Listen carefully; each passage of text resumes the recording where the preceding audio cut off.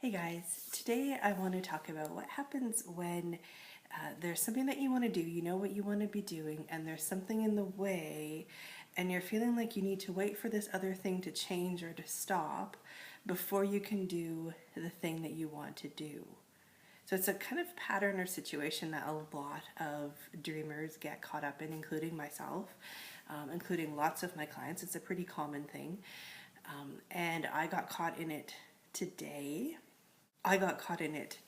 Because as I've shared a bit, I have some construction happening in the dream loft. They come in, they put a coat of stuff on, they have to let it dry.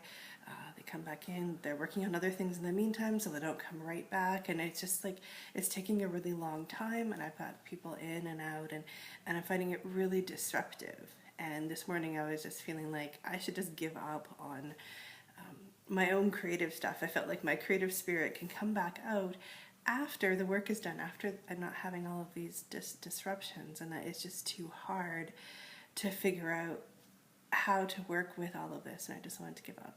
So I was feeling kind of cranky and discouraged with it all. I went to the park. It's a beautiful fall day. It's cool but really sunny. I sat by the duck pond in the sun and just kind of breathed and thought about what was happening and realized, oh my gosh, look at that. I'm totally caught in this thing that people come to me about all the time. And I hadn't even noticed that it was a trap that I created for myself, which means it's a trap that I can easily get out of. So I came home and decided to do a quick coaching session with myself in my journal. So I got out and I wrote out, the way I always start is just writing like the truth of the situation or problem. So I wrote, I have to wait for this work to be done before I can get my creative spirit back.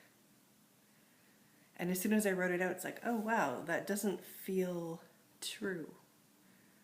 Feels like that's what I'm complaining about, but that doesn't really feel like it's true. So then I wrote in my coach voice, got a different color. It's pink today, and it says, this is obviously not true. Your creative spirit is always available to you. So I thought about that, and I was like, oh yeah, there's a feeling of relief because I know that that's not true. So there's a relief when you're telling yourself a lie and then you stop lying to yourself. There's a feeling of relief about that. And then there's also a feeling of relief to remember that my creative spirit is always available to me. So then I was like, well, so how do I do this? What do I do? How do I access my creative spirit then? Because I'm certainly feeling like all of these disruptions are enough to keep me from being able to be creative. And then I went back into my coach self, and this time she wanted to be turquoise. Then what bolsters your creative spirit and you can do right now? So of course a lot of things that bolster my creative spirit are things that I do need quiet space for. I need to know that I'm not being disrupted, all of that. But certainly my coach self said there must be some things you could be doing now. And there's always something you can do now. That's something I found that has no exceptions to it. There's always something you can do now, no matter how much the external stuff seems to be making it impossible for you to make progress on your creative dreams.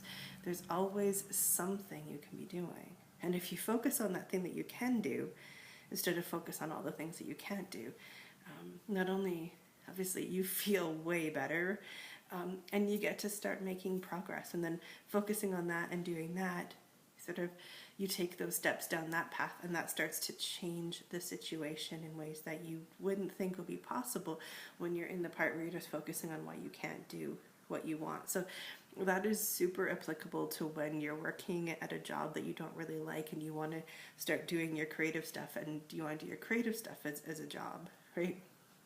You have to start creating tiny openings in your life as it is. Also, just when you have, maybe you're taking care of someone in your family who isn't well, or maybe you're not well, or maybe there's a financial thing that is making it hard for you to make progress.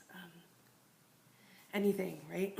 Anything that's kind of stopping you, there's always something you can do. Even if it's not the full thing that you really want to be doing, there's some aspect of it that is possible and available to you right now.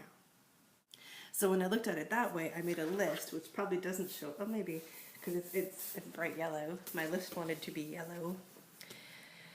And it is aromatherapy. I can do that if there are people here. Deep breathing, putting on headphones, energy clearing, and working with creative soul alchemy to shift my energy, create energetic boundaries, and kind of create a space of creativity and possibility for me to be in.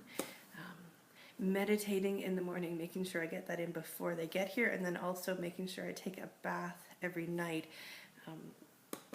Those two things every day, if I'm doing them every day, they help me stay more connected to myself all the time. And then also remembering to go work in a coffee shop when it gets to be too much. If there's the second it gets loud, I'm noticing what I'm doing is once they get loud, I'm just like, ugh, surely it will stop soon. And so I kind of just grin and bear it. And my creative spirit would like me to just leave right then, kind of be more respectful of myself and of the fact that the noise really bothers me, and just get out. And who cares if they were going to be done in 5 minutes? I can still just leave for a few hours, come back and see what's up. So that was my list. Probably a lot more things if I were to take more time to really think about it, but this felt like enough for me to get started, and it totally shifted how I'm feeling. I was feeling like, man, there is no hope for this week. I think I should put all my energy into pushing these guys to finish the work really fast so that next week I can be creatively free. And now I'm feeling like, creative freedom is available to me right here, right now. I'm going to claim it. I'm going to be more committed about claiming it and holding it. And I'm going to do the things that I can do now to help me be more in my creative spirit. And I wanted to share a little bit about what I was doing with color here, because I'm getting a lot of questions from people asking about being more creative in your journal. People who have more of a writing journal practice and want to bring more creativity in without necessarily wanting to start making art. This is something that I love, and I feel like it helps me get at things better than writing alone, and it's just using color. So I just have a bunch of markers. Keep it in an old tin, all sorts of different kinds. There's cheap markers, there are expensive markers, there's glitter markers, there's not glitter, there's all sorts of different thicknesses, all sorts of different colors. So I keep that with me, and then when I'm doing something like this, I just ask my creative spirit, what color is this? What color do you want right now? What kind of texture? And just let it express in that way. And so I started, I want to be blue. And I actually started with a thin black marker, and it just felt wrong, and I got out the thicker blue one, and I was like, oh yeah, that's it. And then let my creative spirit choose a different color, and then that color changed. It was pink, turquoise, and yellow, but the voice of me asking questions kind of still stayed blue. Even just having an assortment of pens with you and checking in with your creative spirit, what color do I want to use right now? It can help you express things in a different way. It's just kind of opening up the channels of creativity and intuition and letting them flow, giving them another avenue of expression.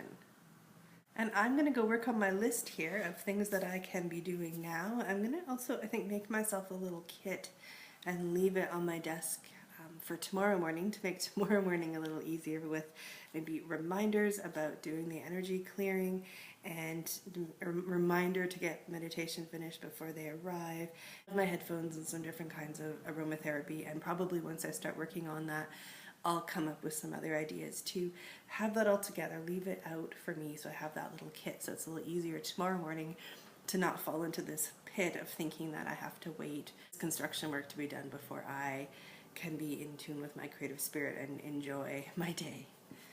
And I'll see you back here next week.